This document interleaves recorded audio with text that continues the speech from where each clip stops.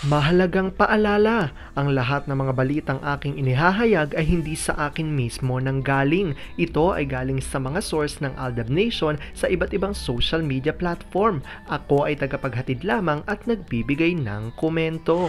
Magandang araw mga Aldab Nation! May panibago na naman po akong update para sa inyong lahat. Pero bago natin ito umpisahan ay huwag niyo munang kalimutan na mag-subscribe sa aking YouTube channel at i-click mo na rin ang katabing bell button para maging updated ka sa mga latest videos na i-upload ko. At kapag umabot na ng 100,000 subscribers ang aking channel, ay may sorpresa ako para sa inyong lahat. Alam kong excited na kayo, kaya naman ngayon, umpisahan na natin ang ating kwentuhan. Ang pag-uusapan natin ngayong araw na ito kung saan ang mga kapalmilya ay pasimuno raw di umano sa pagsira kina RJ at Meng. Tila kinakarir nga daw ng mga kapalmilya ang pag-link kay Alden sa kanilang starlet. Masyado na nga bang mga pabida ang mga taong ito?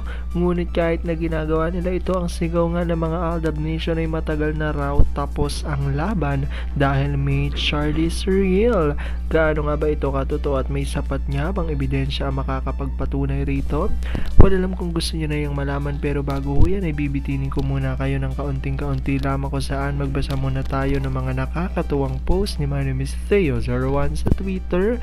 Kaya naman wag na natin patagalin pa. At sabi niya sa kanyang tweet, ano tong nababalitaan ko na kapag sinusundo kayo ng daddy, inuutos-utusan nyo lang. Nagsabi na ako ng please me, ang dami nyo din daw nire-request kasi gusto ko mag-eat. Next time si kuya driver na ang susundo sa inyo. Hindi ako labas sa school. Daddy lang at ikaw. Si kuya, mag-cry ako. Daddy lang me. Ikaw playmate, pala sagot ka na. Kasi tanong ikaw. Huwag ka na tanong me para hindi siya sagot. Punta sa room. Sama baby cute. Ikaw lang may momo. Mag-usap kayo. Ayaw ko daddy. Mapalagpasin mo na, bata pa yan. Pala sagot mag-sorry na ako mimi. Ano bang gagawin ko sa'yo anak? Kiss po. Lika nga dito. Ang saya-saya ng mag-ina, nakadagan yung maliit sa ina, nose to nose pa sila.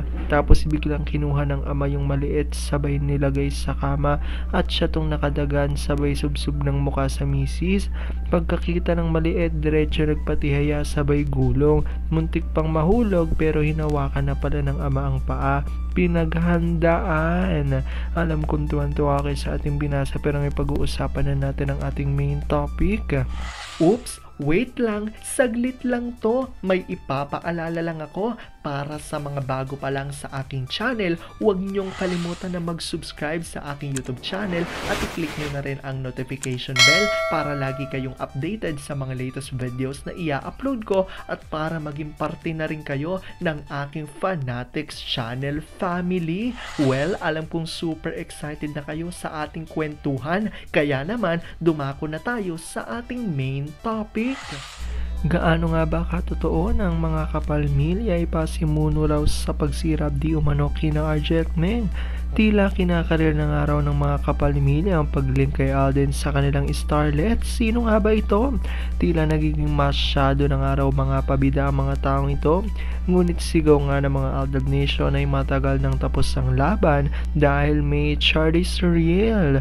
Alam kong super excited na kayong malaman kung gaano nga ba ito katotoo, sino-sino ito at may sapat nga bang ebidensya ang makakapagpatunay rito. Well, huwag na natin patagalin pa. Unang-una na nga dyan galing sa tweet ni Vampire 2019 at sabi niya rito, kahit tuloy pa ang pagsali ng bibis natin sa Z, ano ngayon? Akala ng ZJOC pinanghihinayaan tayo ng loob. Ito lang ang laging sinasabi ko, hindi natutulog ang karma. Anong nagawa ng baklang Arjokla sa prangkisa ng X-Network? Kamalasan lang naman ang naiambag ng baklang to sa kanila. Bakit nagmamayabang itong X-Network? Pareho lang sila ng network. Sino ba sila sa atin? Akala nila ay mababag ang buntot natin kung magbalik sila sa ere. Pagdating sa movie, itong X-Network magaling lang sa padding. Alam na natin ang laman ng B2 kanila. Kawawang magnakupit. Iilan lang ang interaction sa post niya. Sigurado walang bonus yon. Malamang ay hindi pa makabili ng gamot ni Toothpick. Kawawa naman. Humingi na lang siya ng advance sa buloy sa X-Network, kina Pink Elephant at user Femini. Sigurado'y magbibigay ang mga iyon.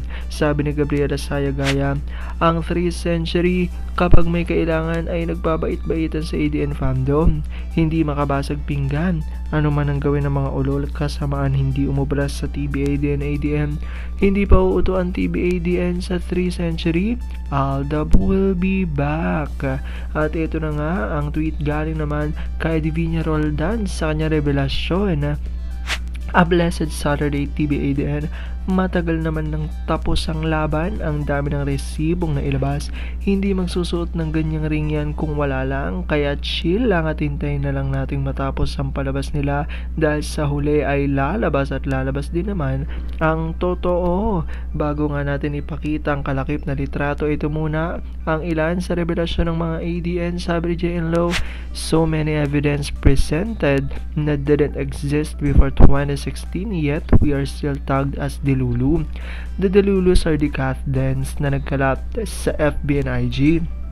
Where did they get those videos and pics they posted? Galing ng kapamilya, hilig mangapit bayan ng mga angkin ng hindi kanila. Hoping A will put a stop to their delusions. Sabi naman ni Divina Roldan, pabida po kasi ang mga kapamilya. Ayaw malalamangan kaya kung makapanira, wagas sobrang inggit ang umiiral. Sabi naman ni Larry 1973, kumbaga po kasi ay nalulunod na si Sakang at si Alden lang ang nakitang salbabidang makakapitan. Alam ng galawang ABS-CBN, hindi ba? Mocking heaven and earth pa rin ang mantra. Sabi ulit ni Jello, but Alden sa 5th place finish ng AF2 isn't the month to cling to right now. Maghihinalaan lang sila pareho pababa. I've watched 5 MMFF entries, 2 on the 3rd day. Mas marami pang tao sa Gombursa kesa sa AF2 ni SCNA. I was shocking sa ginaw sa theater nang nanood ako, which I didn't feel sa G cause almost full the theater. At eto na nga retratong tinutukoy ng ilan sa mga Aldab Nation kung saan kahit na ano pang araw ang gawin ng mga saraswela kabilang na di umano ang mga kapamilya, ay makikita raw na ito ang ilan lamang sa mga resibong magpapatunay nga raw talaga na Maychard is real kahit dikit pa sa kung sino-sinong mga tao at starlet. Sino ang RJF na yung ayon yan sa mga Aldab Nation?